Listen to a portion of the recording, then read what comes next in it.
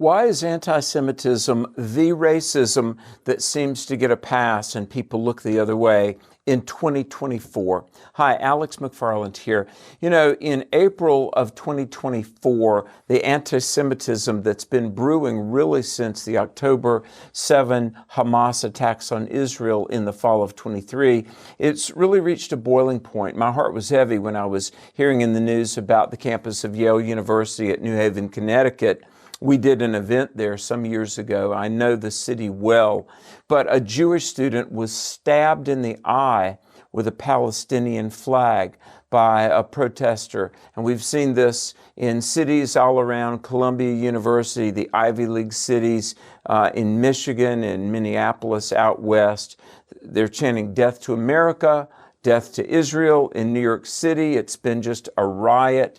And yet, the condemnation, the resounding, unequivocal condemnation against Jew hatred is just not there from elected officials, educators, pundits, certainly not clergy. And I want to challenge everybody watching this that racism against the Jewish people has to be condemned. Let me explain, even the term anti-Semitism is a little bit soft because that term was popularized by a Jewish hater in Germany, a man named Wilhelm Marr in 1881. He was very influential in the life, the eventual life of Adolf Hitler. And he said, and this was just much like the Jewish people in the time of Exodus multiplying in Egypt, Wilhelm Marr challenged his fellow Germans that the Jews could not be allowed to reproduce and grow and populate. And the reality of Jew hatred shocked people. So the term anti-Semitism was a little softer, but it really meant the same thing. And let me say this, that even the atheist Christopher Hitchens, who I knew, Hitchens said this, and I will read a somewhat lengthy, but I think very instructive quote. Hitchens and I emailed right up until the time of his death, where he landed spiritually, ultimately. I don't exactly know. But he could be very reasonable when he wanted to be. But Hitchens said, anti-Semitism is the godfather of all other racism and the gateway to tyranny.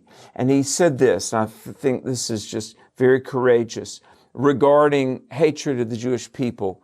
The atheist Hitchens even said, this filthy thing, this plague, this pest, to call it by its right name, we must make unceasing resistance to it, knowing all the time it's probably ineradicable, but bearing in mind the hatred toward us, for those of us who stand with the Jewish people, the animosity people have toward us as Americans standing with Israel. Hitchens said that's really a compliment, and hopefully we will live up to it.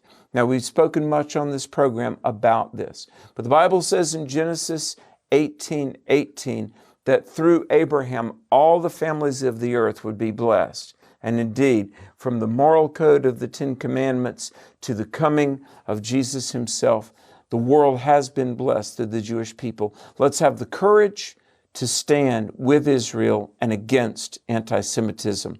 Please share this, like us on social media. Stay bold, stand strong, and may God bless you. Hi, Alex McFarland on the set of the Truth for a New Generation television show, but I want to talk to you about our new book coming out, 100 Bible Questions and Answers for Families. Hundreds of people have given us questions, and this is about God and family. It's a fall of 23 release. It's available everywhere books are sold, online, your local bookstores, even Sam's Club, Barnes & Noble.